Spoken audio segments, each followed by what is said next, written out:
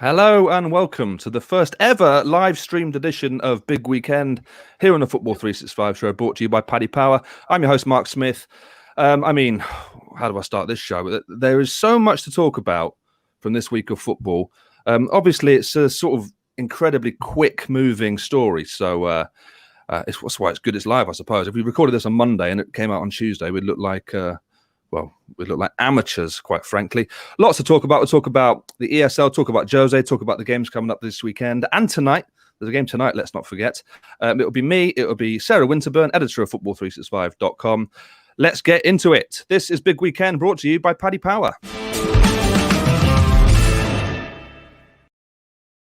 Sarah Winterburn's there, I'm here, and we are there together. We're Hi, both Sarah. there.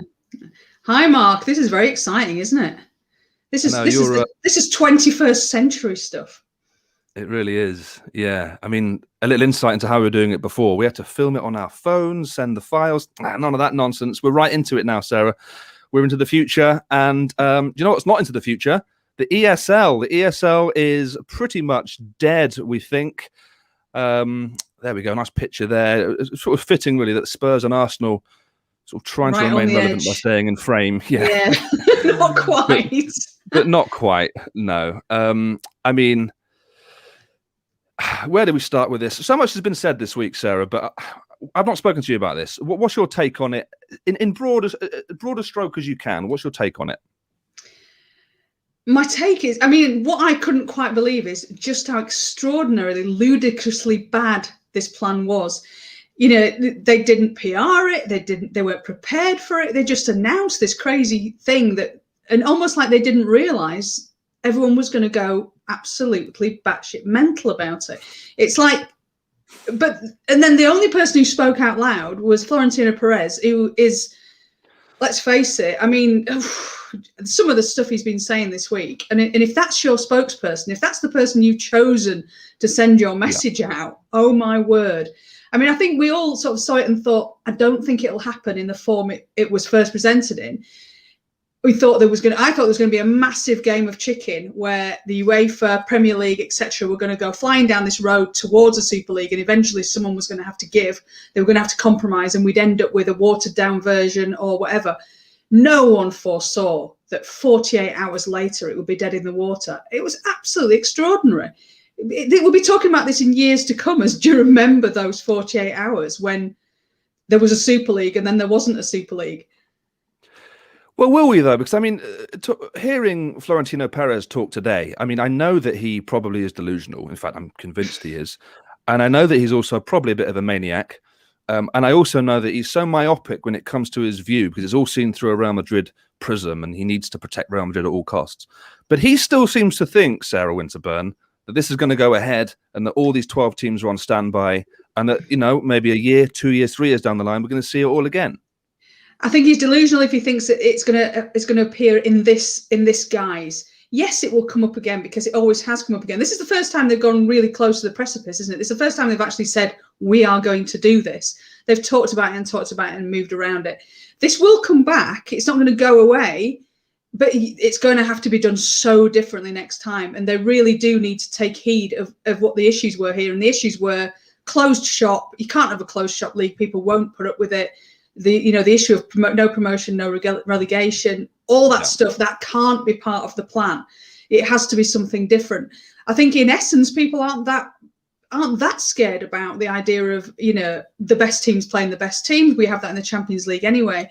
And the new Champions League format is still going to give some sort of protection to those teams who fall through the net. Those teams who accidentally don't qualify. So we may still get a Juventus or a Liverpool in, even if they don't qualify.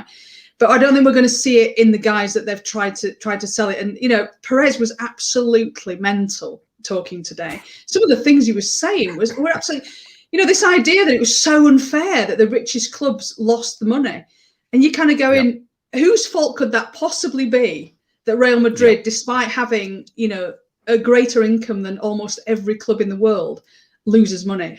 Mr. Florentino Perez? Well, this is it. Whose fault could that possibly be? I don't understand the logic of these 12 teams. Okay, let's say 11 teams plus Real Madrid. But these 12 teams who are signing up to something that they know would be received terribly by their core fan base. I'm not sure they did know. I think that's the problem here. I think this was such a small, they're trying to keep this so secret that you only, if only sort of 15, 20 people know about it, you're basically in an echo chamber, aren't you? If you're saying to each other, oh, your plan, can you see any problems with your plan? Well, no, my plan's great. Everyone's going to love my plan. It seems to be, but the plan, this plan is back of a napkin sort of stuff as far as I can see. Oh, it absolutely is. Not even back of a napkin. It's your classic cigarette packet plan, isn't it? Wouldn't it be brilliant if we played each other all the time and then we wouldn't have to share the money? And it's almost like the idea stopped there, and they didn't actually think through, in reality, you should be sitting there saying, right, what are people's objections going to be? How do we counter them? There was none of that. The fact that they came out and announced this, and they didn't have a single member of the media on side. I mean, you should have had a list of exclusive interviews lined up to get the message out there and to get sympathetic journalists. There was not one single one. And everyone talks about the fan power this week, but we also saw the power of the media as well, because the media moved as one. This never happens. There was no dissenting voices. Everybody said this is an absolutely god-awful idea. And, the strength of the punditry, Gary Neville, Jamie Carragher did it a massive service at the weekend, particularly Neville, just to keep talking and keep being angry. And it seems like the leaders of these clubs didn't expect that at all. And the fact that they didn't expect it really makes you worried about, how much they actually know about this game and about this game, particularly in England, where this was always going to be anathema to how we see football. Yeah, there's several problems with the logic of it as well, because from the few voices that were pro ESL, I'm talking football fans, global football fans who wanted this. A lot of the stuff I kept seeing was people saying, well, we don't want to see, Chelsea versus Burnley or Chelsea versus West Brom. They're not exciting. The problem is that once you get this Super League, the Super League still has a Burnley or a West Brom equivalent, happens to be Spurs or Arsenal, but it has an equivalent. And at some point, they won't want to see those games either. So in the end, you've got 4 teams playing each other 100 times a season. That is not football. Yeah, like you said, there's always someone bottom of the class. This strikes me as, the kid who has all those extra lessons in order to, pass the 11 plus and ends up being the most stupid person in the grammar school. Nobody wants to be that. You can say it's the elite, but if you go into the elite and you're the worst of the elite, how does that feel? That's got to be worse than a big culture shock. Massive culture. Someone's going to finish bottom of that elite league, and it's probably going to be Tottenham, or it's going to be AC Milan, or it's going to be Arsenal. Those teams whose form didn't match that standing anyway. And they'd soon imagine signing up for 23 years, which is what they were signing up for. 23 years of this. Yeah, I didn't know that. The contract was 23 years. So as Tottenham, you go into that thinking you could have 23 years of finishing bottom. And this idea that you're going to get all this money, well, it's all very well, but everybody else has got all that money as well, and they're already better than you. Yeah. So and how do you attract those players? Who wants to join a Super League side that's finishing 23rd every year? You can just imagine that sort of gap getting bigger and bigger almost, and the whole thing. And then the idea of those people, those teams, coming back to their domestic leagues, as that's what they wanted originally, to stay in the domestic league and do Super League, to come back with an extra 300 million quid in the bank every year, therefore making sure that top 6 never gets disrupted. It's completely anti-football, completely anti-competition. And I've got to say, when the news was breaking that there was teams dropping out, it felt like how I feel after England win a knockout game in the World Cup. I was absolutely buzzing. I couldn't believe it. Right, Joe Hewlett has been in touch. He says the worry is, will big offers from Amazon and DAZN in a couple of years force an eventual breakaway league in a different format to the ESL? Well, it's a good question, Joe.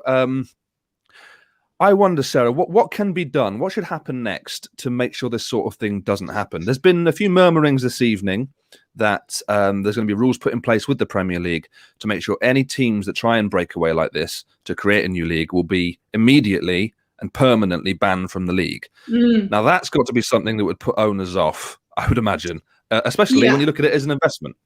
Absolutely, I think so. I think there's been a lot of talk about punishment, but if you're talking about punishment, I think everyone's decided you can't really take points away. That doesn't seem right because you're punishing managers and players who've got nothing to do with it. No, that's nonsense. I know. We talk about administration. We always see teams get put. get deducted points. That's not the fans' fault either, or the players' I know fault. I don't necessarily agree with that, but I think that's what's going to happen. They're not going to start. They're not going to start deducting points. I think that's off the table, and I think the Premier League really don't want. They don't want to cut their nose off to spite their face. So they know where the money comes from for the Premier League. But that idea that Sarah. Let me ask you this instead. Not what will happen, but what do you think? If you were in charge, what do you think should happen? I think that's a great idea. I think the idea of putting something in place that says, right, if you even talk about this again, this is what we're going to do. And, the Premier League are in a good position at the moment. They look like the good guys. Like UEFA look like the good guys. I mean, that's what an absolutely crazy week it is that we're thinking, UEFA are the white knights of football, Jesus.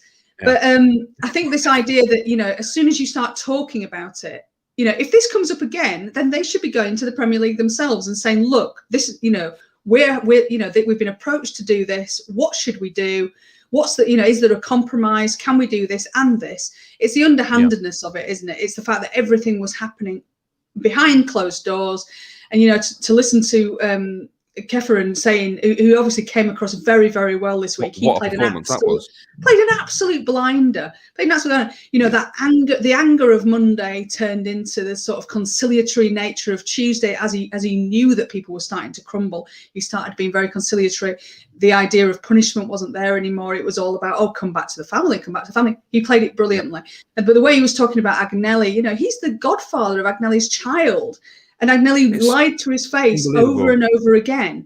And this is what's happened. And you go to clubs up and down our country and also across Europe, the managers didn't know. Never mind, and you're talking about Liverpool, you're talking about Michael Edwards apparently didn't know. And these are people who are right at the top of those trees. And they, there must be in every club. Then you're wheeling out Klopp. But then they're wheeling out Klopp to take on the media, like as an instant reaction. Just hanging him out to dry there is completely unfair. I thought Klopp did a great job as well. Actually, I think there's been several names in our league and in our country in terms of broadcasters and pundits who've really done a fantastic job and should be praised for this. I don't know where to go next really on this, because I've got a real issue with this, and it's part of the logic that they had and part of the logic that Florentino Perez still talks about now. They keep saying, him and Agnelli say, young people aren't into football. They haven't got the concentration for it. They don't want to watch 90-minute games. They want to play FIFA. They want to do this. So we need to change our game to appease them. If your business plan is to gamble the entire sport, the entire future of your sport on people that don't like football, I don't understand this. This is something that hasn't really been talked about that much. It's absolute madness. It's absolute, especially if you've got a 74-year-old man like Florentino Perez saying, this is not what kids want. So we need to work out what kids want. Right now, those kids aren't interested, or if part of the reason they aren't interested is nothing to do with the length of the game. These are kids who watch box sets on Netflix for hours upon hours on end. They might not watch football like you and I watch it. They might not sit there and watch 90 minutes. They might have 2 more screens on the go. But, the reason why they're not into football is that it's not accessible because it's expensive. It's very expensive to go to games. The price of tickets are prohibitive. It's very expensive to watch it legally in a broadcast sense. If you need to have Sky, Amazon, BT and everything, it costs a fortune. And if you happen to live in a house that isn't into football, how would you get into football? Are you going to get? Absolutely right. But this ridiculous idea that middle-aged or older men talk about young people as if they're a different species, and we have to go for those young people. There are enough people in this world who like football as it is. Yeah, don't worry about that. That's why you're all multimillionaires. Exactly, and if we made it more accessible and cheaper for younger people, we might get some of those as well. Football's not about to die on its arse if we don't make it half an hour long. When I was a kid, and I'm talking, 7 years old up to say 12, I probably didn't watch many full 90-minute games because it's not just kids nowadays who don't have concentration. Kids don't have concentration spans. No. The difference is now that the culture of football is so welcoming to people. So you might not be into watching 5 90-minute games a week, but you might be into the culture, the fashion of it. You might be into FIFA. You might be into highlights reels on YouTube, skills videos. The point is, you get them involved in that sort of thing. They might watch the odd game in its entirety. But as they get older, as they start to appreciate the game a bit more, get a bit more of a longer concentration, then you've got them for life. then they're into it. Then Exactly. they love the game and they understand the nuances and they understand why it takes 90 minutes. This idea of having the final 30 minutes be as a separate subscription model, or having shorter games. I mean, it's absolutely, I do not understand it at all. Anyway, we've had another message here, Sarah. Fresh Fielder comes in. He says, where's the outrage at the free Champions League places for 2024 onwards? Well, here's the thing. There would be outrage about this were it not for the last sort of 72 hours of football. That seems to have blanketed everything. I'm not happy at all with these free Champions League places either. I'm not happy with these at all. But we've shown, I say we, the country has shown that if they mobilise and if they're vocal, they can get this changed as well. What do you make of it? Unfortunately, what's happened this week, like we were saying about playing absolutely into the hands of UEFA, is that looks like the least worst option, doesn't it? Suddenly, the new Champions League plans actually look okay, because you're only talking about two teams who didn't qualify properly, so to speak, being protected and put in there. Now, the question is whether that actually can be fought, because it's an odd one, isn't it? It's not the kind of thing that people are going to take to the streets for. It isn't as extreme as this. The Super League idea was so extreme that it mobilized everybody, and it came at exactly the right time. Everyone was ready to do this. Everyone was ready. For lack of anything else, everybody just wanted to see other people. Like I would go to a protest against about anything at the moment, just to have a bit of company, to be honest. But I'm not sure the UEFA plans are radical enough to get people mobilised, and whether that can be changed in that way. That's the worrying thing. I don't like that UEFA idea. I certainly don't. I don't like the more games. I don't like the more teams. We sit through enough Champions League games that don't mean anything, and there's going to be more and more of them. The only people who are happy about that, I was going to say the other people are happy about the clubs, but we found out this week the clubs weren't happy themselves. They wanted more. They looked at those plans and went, they don't go far enough.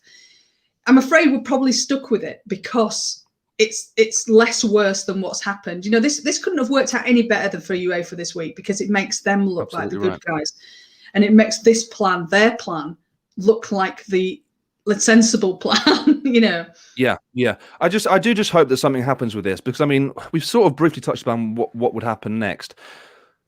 So personally, it looks like they're going after the directors of the clubs. They're going to go for some sort of punishment that affects them more personally than just something that would affect points deductions or whatever. The problem is, you can take them off the board or do whatever you want, but they're still billionaires. It doesn't really, they can get in somewhere else in football in the world.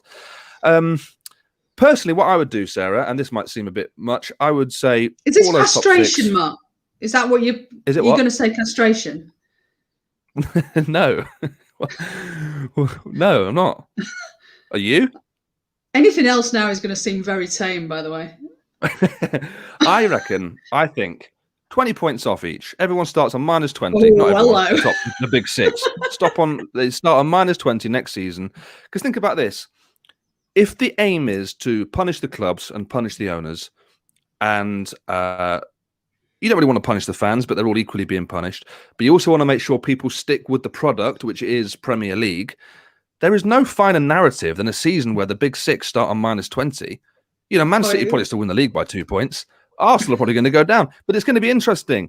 And the directors of the clubs that get deducted the points are less likely to get Champions League, therefore less likely to make more money, therefore their investment is, it's essentially less valuable. I think that's an okay suggestion. Is that mad? Is that head in the clouds? What is that? It's mad in that it will never happen. That's, it's far too radical for that to happen, but it's a great idea. If you're talking about competition, Leicester would be rubbing their hands, wouldn't they? Because they'd probably start the season as favourites to win the Premier League. Like you say, Arsenal bottom, Tottenham still finished 12th. I'm not sure, but it's a great idea. Not going to happen, but we'll have it. Either that or castration, one or the two, it doesn't matter. You'll notice at the bottom of the screen, by the way, on that ticker, we've got various odds going past Dan Kroenke to sell his majority shareholder. I didn't see the odds then, but that's all part of Paddy Power. So get involved if you want to do that. Right. Do you want to move on from ESL? There's so much to talk about. I don't know. Is there anything else if anything you feel like we haven't covered yet? No, I think we here we go. Andrew Morgan's got in touch. Andrew said, go on to me like that. It's Andrew Morgan. Morgo says, the big six going, The Big Six going would make the top flight more competitive, which would be an advantage. But of course, it would have less prestige as a result. Yeah, I mean, getting rid of the Big Six, I think, is an absolute non-starter. I don't think anybody wants to see that, do they? That I don't know. There would completely devalue the league. There's a school of thought, wasn't there, of like, oh, just let them go. But I mean, that's so head in the clouds that to think that the Premier, people argue, oh, the Premier League would still be competitive. It would be competitive, but there's a reason why there's big money in the Premier League, and none of those other 14 clubs would for a second want the 6 Premier League clubs to go. Some would say, oh, West Ham and Leicester want to go because then they get to win the title. They get to win the title is worth so much less, both in prestige but also in money. Yep. They need those 6 clubs. They particularly need Liverpool and Man United, who are the money-making machines when it comes to selling TV coverage around the world. It doesn't make any. They have to stay. Now, the Premier League, like UEFA, came out of this looking great. Now the Premier League are no angels themselves, and let's not pretend that all those 14 other clubs are run by benevolent, angels, and who think about they got to do that this week. They got to go. This is disgusting. Think of the fans and pretend that they wouldn't have been in the same position had they had that opportunity. Yeah. But the Premier League needs those 6 teams. We need this to continue as, and now we're talking today about turning it into a British league, making it 18 teams. I think there are going to be changes. I think the 18-team thing is going to happen. They've resisted it for a while. UEFA want that to happen. FIFA want that to happen. Take some games out of the calendar, especially if we're going to extend that Champions League, which is going to happen, to sort of squash the Premier League a little bit does make sense. There will hopefully we can get away with those smaller changes without sort of throwing the baby out with the bathwater. Right, we've got a message here from Mark Holmes. There he is with a little cup of tea. Lovely cup of tea. He says, as fans of Derby and Huddersfield, would you care if these 6 left the pyramid altogether? The entire pyramid? Does English football need them as much as they think? We'd still go on supporting our rubbish clubs, right? We sort of covered that just now, but this is the thing. When so I'm the Derby fan, Sarah's the Huddersfield fan. When there was talk about Derby getting bought out by a Middle Eastern royal family, billionaires were told, I wasn't happy then either, because there's more to football than just having money and being in the Champions League and doing these things. For me, that's sort of fantasy world. I'd support Derby if they're in the conference or if they're in the it doesn't really make a difference to me. When I look at top 6 or the Big 6, it doesn't strike me as being. I'm never jealous of them as a Derby fan. I never feel like I wish that was us. That doesn't really cross my mind. I don't know if you feel like that, Sarah. I mean, you've had Premier League experience much more recent than me, but I just don't see it as the same thing. It's so disconnected from my experience. And actually, I don't envy those fans who support those really good teams, because the problem with supporting a really good club that you expect to win all the time, there seems to be tinged with so much worry. The number of emails that we get from people and the comments we get, and none of it seems fun. It's like they're so worried about what's going to happen to their club, also how everyone perceives them, how, imagine worrying all the time that the media's biased against you. That kind of thing doesn't happen if you're a Derby or a Huddersfield fan. No one really cares about you, and that's kind of a nice place to be. Mark's original question, do I think we need them? Yes, we do need them. The pyramid needs them. I think it needs that elite right at the top. And, and it is a natural thing. I'm not one of these people who's desperate to see a different club win the Premier League every year. I don't see the reason behind that. I'm not desperate for a place where Nottingham Forest can go up and win and I know you're not desperate for Nottingham Forest to go up and win the league. I don't have that sort of utopian version of football that I'm desperate to get back to. I understand that there are teams that are much better than other teams. They've got more money. They've got more, and that to me is fine. And I don't mind my place in that, or my team's place in that pyramid. Absolutely fine. I'd quite like not to go down to League One, but I'm happy bumbling around the Championship largely. But no, football needs having a club to support. That's the key thing. Yeah, it's all relative, right? Like Arsenal not getting top 6 is a disaster for them.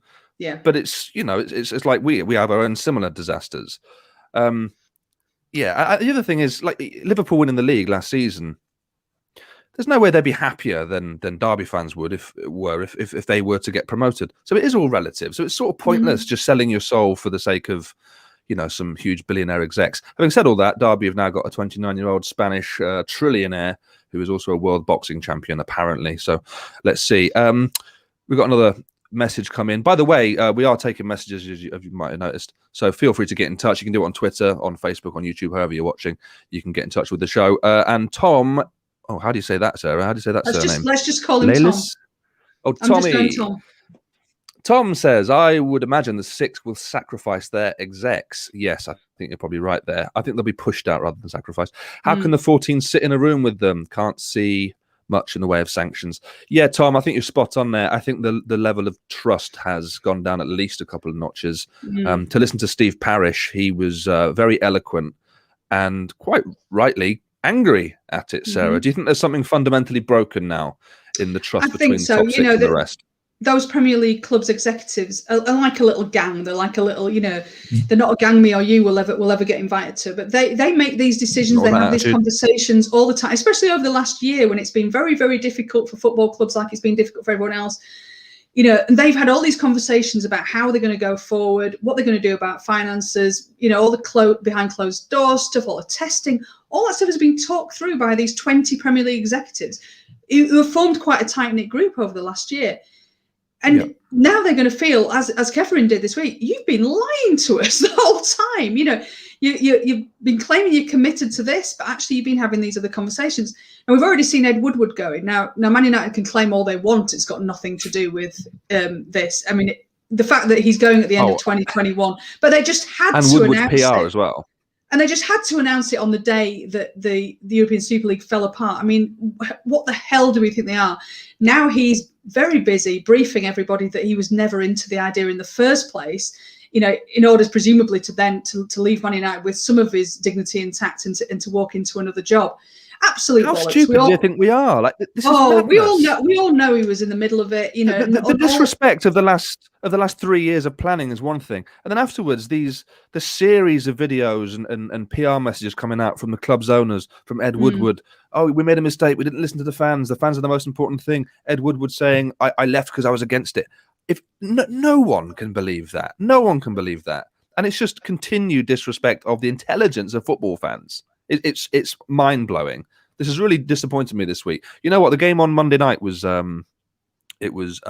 Leeds Liverpool, a game I should have been really looking forward to, and I turned it off after 20 minutes. I will sit through anything, and I turned it off. Something had just switched in my brain where I just thought nothing matters. None of this matters. I just saw it all through a different lens, and it's been a devastating week, really. But in a way, I think we can cleanse.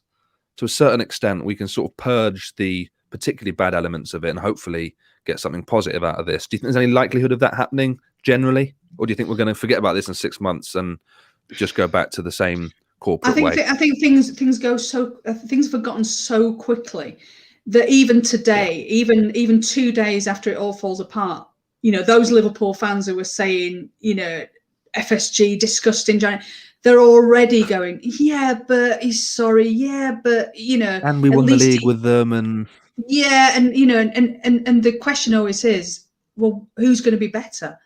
And that's the problem they've got with these owners, is that everyone's looking at it and going, who are we going to get that's better? Because as soon as you've got as soon as you've got billions of pounds to spend on a football club, you're either sports washing, you're trying to cover something up, you're trying to curry favour, or you're trying to make money. Now, we're uncomfortable with all those things in this country. All those big six clubs are all owned by either American businessmen who want to make money because they see the clubs as business, or they are used as a propaganda machine. Now, the funny thing is about this week is the clubs that are being used as propaganda machines are the ones that actually have come out looking better, because they're the ones who didn't really need this to happen. They wasn't, they don't care that their clubs are losing money because they don't need them to make money, because that's not why they're in it. But this idea that billionaires can suffer from FOMO and get kind of pulled into this ridiculous scheme, utterly bizarre to me. It's like, oh, we're going to go if you don't come in, we're going to go anyway. And it's like, grow up. And now they're all looking at themselves and thinking, how on earth did we fall for that? What on earth were we thinking? We've done ourselves a massive load of damage for no reason whatsoever. And the question about the executives, yes, I think some of them are going to go. I think we've already seen Edward Wood go. I think Bruce Buck is probably in big trouble. I think he might be the sacrificial lamb there. I don't think we'll see anything at Man City. I think there's a collective responsibility there. There's a slightly different club. Liverpool, again, I think John Henry's the one who said it was me, wasn't it? And that was him protecting everybody else, I think. So he doesn't have to cut anybody else out. He said, I made a mistake. I did this. And he's not going to fall on his own sword, is he? So I don't think we're going to see him go. The Arsenal executive has apparently rung every one of the other 14 Premier League. I mean, I can't imagine how those conversations went, to be rung by the Arsenal chief. I think he's the chief executive or whoever he is. 14 conversations. Oh my God. Imagine having to make this. I've done a really silly thing. I'm really sorry. I've been bad. I've been dead bad. Right, let's have a final word on this section, on this ESL stuff. Andy Smith has got in touch on Facebook. That's too long to have on. That's mental. I'll read it though, Andy. Andy Smith says, just drop them all off when the Championship 2. Let them work their way back up. Championship 2, I'm not sure what league. He's splitting away. Ban him. Let them work their way back up, and it will help a lot of lower league clubs along the way. Yeah, I agree with that. It won't happen, but I agree with that. Plus, their pampered supporters, not all of them are pampered, of course, will probably gain some idea of what football is really like away from the riches of the PL. You don't enjoy it less. It's your club playing football at the end of the day, which is all you need as a supporter, isn't it? And I think that's a nice way to end there, Andy. It is all about your team. Just, you know what? We're Derby and Huddersfield fans. We've been through it, and we don't love them any less for that, do we, Sarah? Do we? I don't think we do. Maybe a little bit. Right, let's move on, because unbelievably, after the ESL news, after the Ed Woodward news, Jose being sacked by Spurs is third or fourth on the agenda this week. This has been a ridiculous week of football. Jose's gone. He was only there 17 months. Is it fair to say he's finally been sacked, even though it's just 17 months, or is that a bit unfair? That he's finally, you think this is the last we might see of him? I kind of thought that after Man United, to be honest. I thought we weren't going to see him in the Premier League again. But then there's always a club like Spurs. There's always a club who wants to be bigger than they are, who wants to make a statement signing. I think we'll still see him. I can imagine a Newcastle after a takeover, someone like that who want to join that elite and think that part of joining that elite is having an elite manager, despite the fact he's not in that bracket anymore. Demonstrably, he's not elite. Yeah. Yeah, I mean, he's failed in his last 3 jobs in some way, or he's left under a cloud his last 3 jobs. But there's always someone, there's always a billionaire owner who thinks, I know what'll show that we're really mean business. I'll get serial winner Jose Mourinho in. I can still see him coming back in. I think the Portugal job in the short term, I think he's absolutely nailed on. I think he would suit international football. There's not enough time for him to throw people under the bus, upset everybody. Piss people off. Yeah, that's right. That cycle that he seems to get into, you would think wouldn't naturally happen because he won't be with those people all day, every day, and he won't make those friendships and won't ruin those friendships. I think he has to do that. I think he has to have a buffer of something else before coming back to this league. I think the name alone now brings with it so much baggage that I don't think Newcastle. You use the example of Newcastle. I'll extend that. So I don't think Newcastle, for example, if they get a takeover, get a bit of money to spend, I don't think their fans, given that they have a history of playing this expansive attacking game, or a modern history of it at least, I don't think they'd be that bothered about him turning up. I don't think he has the same cachet as he did 5 seasons ago, 4 seasons ago. I absolutely don't think the fans would be that overwhelmed. But the one thing we have learned this week is who gives about the fans. To be honest, it's not like Newcastle. Whoever owns Newcastle isn't going to go, oh no, we're not going to employ this guy because the fans don't want him. If that was the case, Steve Bruce wouldn't be in a job right now, would he? No, Jose's currently 11-2 favourite for that with Paddy Power. Oh no, that's for Portugal. Sorry. Well, now the ticker's gone. Brilliant. Welcome to the first ever stream of the.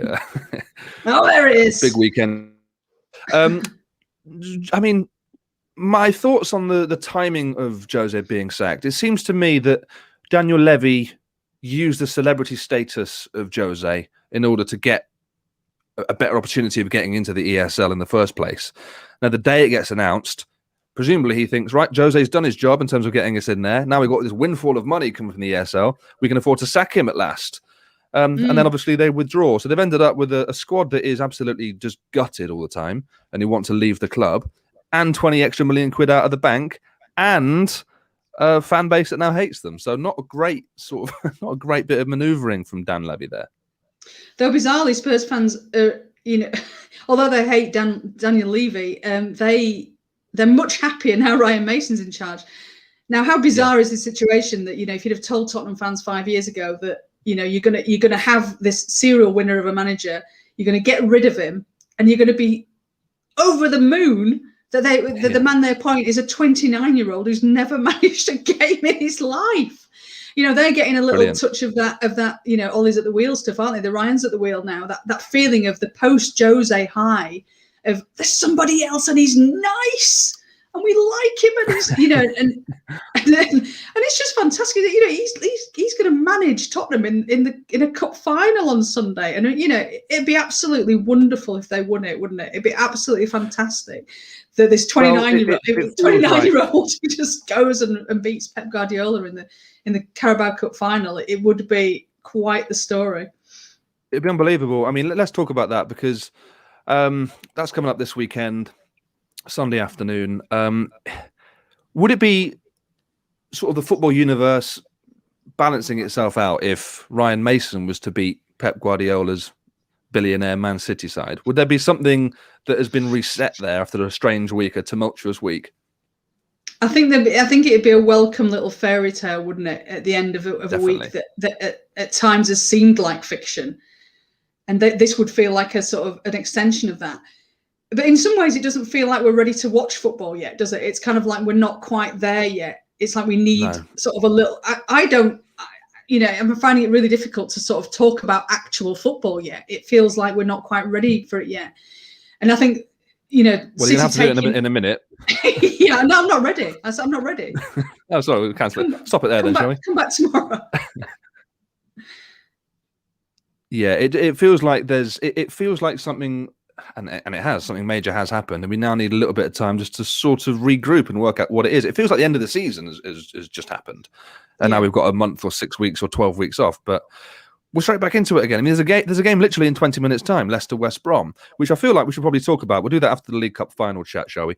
Because this game, I don't like to talk about things on paper, but if Kane is out, which it looks like he may be, he missed the game this week, is there any point in Spurs turning up? Of course there is. I mean, Spurs beat Man City earlier this season. They have beaten them before. Obviously, they had Harry Kane then. I think what's more likely is Harry Kane's going to limp onto the pitch, whatever. Whether he's got one leg, one arm, one kidney. Champions League final all over again. Yeah, I think even if he doesn't start, I'll be astonished if he's not on the bench. I think he will make sure he's part. There's no way a man who has never won a trophy and is, should have won a trophy really for how very brilliant he is and what a fantastic goal scorer he is, that he has not yet run a trophy. There's no way he's going to, unless he's literally, double amputee. There's no way he's going to miss that game on Sunday. I can't imagine him not even, being on the bench. And things can happen. We know Man City have wobbled a little bit. That it's not like Man City have been beating everybody in their path convincingly. They've lost a couple of games recently. Then they went behind against Villa, had John Stones sent off. Anything like that happens early in the game. Spurs are good enough. Spurs do have the players. They're not as good as Man City. Of course they're not. Just look at the league table. But there's, I'm not going to say the cliche about anything can happen in a cup final, but, only needs an early red card, an own goal, a moment of brilliance from Son or whatever, and you have got a game on your hands. This is not a phenomenal City side. It's a very, very good City side. It's not a phenomenal City side. And most importantly, they're playing so many games at the moment. They've got so many games stacked up, coming thick and fast, that they've got the Champions League coming next week. What kind of a team is Pep going to put out? Is he going to just go for it and play his first team? Because he's got to be thinking about that game next week. And one thing we know about Pep is he loves to think about things. He doesn't absolutely. He's not just going to exactly. And it's become a bit of a cliche, the idea of Pep Guardiola is an overthinker. But cliches come about because they've got a kernel of truth in them, and that certainly is the case with this one. Yeah, I think so. I agree with everything you just said, Sarah, for once. Bit annoyed, though, that you took on face value my comment of should Spurs even turn up. Took it on face value and ran with it, and nothing wrong with that. Right, let's talk about Premier League games this weekend, because West Ham, Chelsea is an enormous game now. I mean, both these teams looking for top four. I've got a feeling both teams might make the top four. But Premier League's kicking off again, it feels like, this weekend. There's games on tonight, as I keep saying. But it feels like a little bit of distance between what's happened this week and this weekend. So hopefully we can get back to a bit of normality. And West Ham Chelsea is a great place to start, I think, in the league. I think West Ham are going to finish top four regardless of what happens in this game. What are your thoughts on them? I don't think they're going to finish top four. I think what we'll see with West Ham is, they can cope with one injury, two injuries. But I think now too many key players are out. I think not having Declan Rice for the rest of the season is absolutely massive. They've sort of got through 2 or 3 games without him, but the cracks started to show last week. Defensively, for a David Moyes side, defensively they're not great. I actually think against Chelsea, I think they'll really struggle. I do. I really think they'll struggle. Chelsea is so organised, so good at the back. They're not gonna, they're not gonna let West Ham have more than 2 or 3 chances in 90 minutes. Now, if you're not going to have that many chances, you have to be better at the back, and West Ham aren't very good at the back. I don't agree with you. I don't think West Ham will make top four. I actually have a feeling Liverpool will get there in the end. I think Chelsea will. I think Liverpool will. I've got an awful feeling Leicester are going to drop out. They've got their running. Yes, I do as well. I think Leicester are going to struggle. West Ham's running though. I mean, after Chelsea, this is why I think they've got a good chance of doing it. Despite Dawson. Dawson's out for. Is he suspended? Was it a straight red or was it 2 yellows? I don't know. Anyway, West Ham's running is Burnley away, Everton at home, Brighton away, West Brom away, Southampton at home. Now, that's not bad, is it? But based on the last 6 weeks, 12 weeks even, they are all extremely winnable games for West Ham. Which is why, I don't just throw these opinions together last second willy-nilly, Sarah. I do put a bit of thought into it occasionally. I think they're going to do it. They're going to do it. Come on, Hammers, don't let me down. And I think Chelsea will as well. So let's wait and see. Yeah, Lions. Right, let's move on.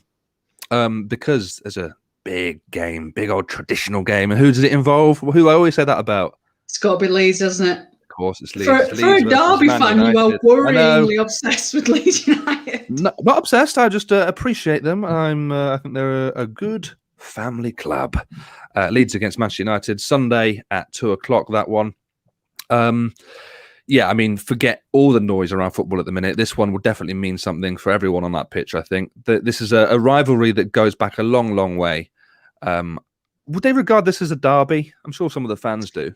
Certainly Leeds do. It's one of those, isn't it, where Man United will claim that Leeds are out of their, they're not worth bothering with.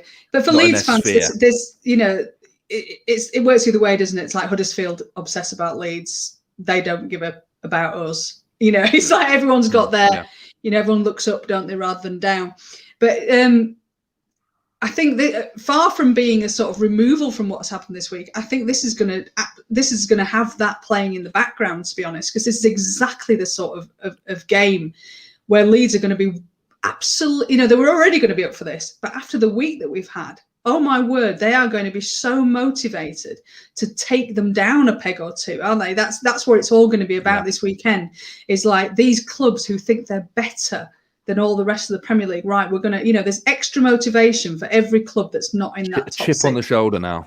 And Leeds, I mean, if you want to go anywhere for a chip on your shoulder, go to Leeds, for God's sake. This is exactly the place for this. It's just unfortunate there's not going to be a crowd in, because this would be phenomenal atmosphere. It would have been brilliant anyway. Man United have not played at Leeds in the league for a very long time. It would have been electric with a crowd in there. Add the soup sort of excitement of this week of like that, you think you're better than us. I think it would have been electric. But I think it's still going to be a brilliant game. I really do. And I do.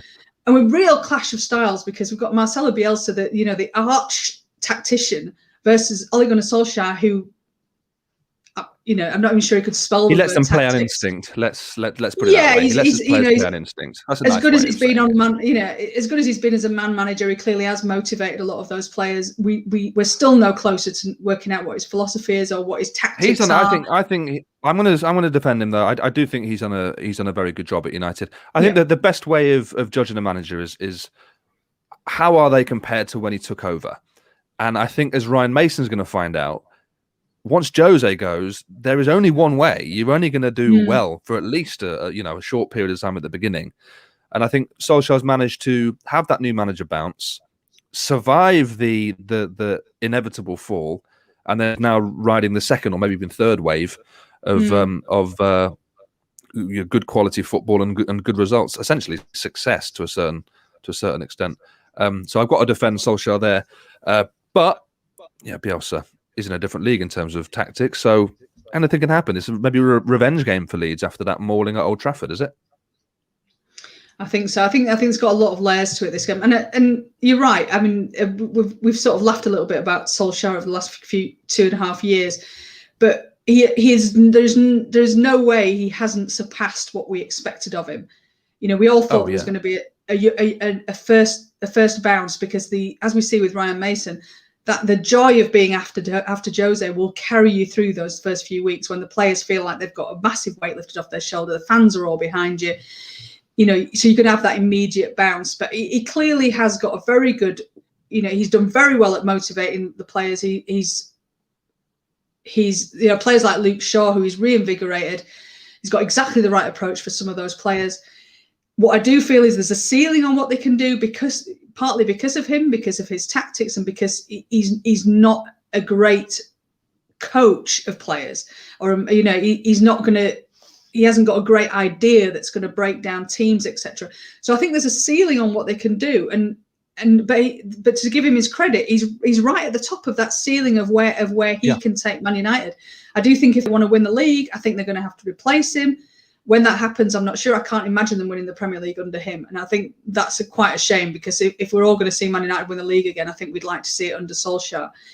But I don't think that's going to happen. But this Sunday, I think, you know, you're going to say it's a proper game. Haven't I already said that? I'm sure I must have done at some point. It is a proper game, though. Come on. Yeah, right, let's have one more game to talk about this weekend. It looks like things are all settled at the bottom of the table. Within reason. West Brom, I want to talk about them because they were really bad. You know, as soon as Allardyce took over, it was tough. And they won a couple of games, but it was tough for a long spell. They've suddenly looked like a proper team again. And certainly it's going to be hard for them to stay up this season. But do you think there's any chance that he stays on as West Brom manager and brings them back up again next season?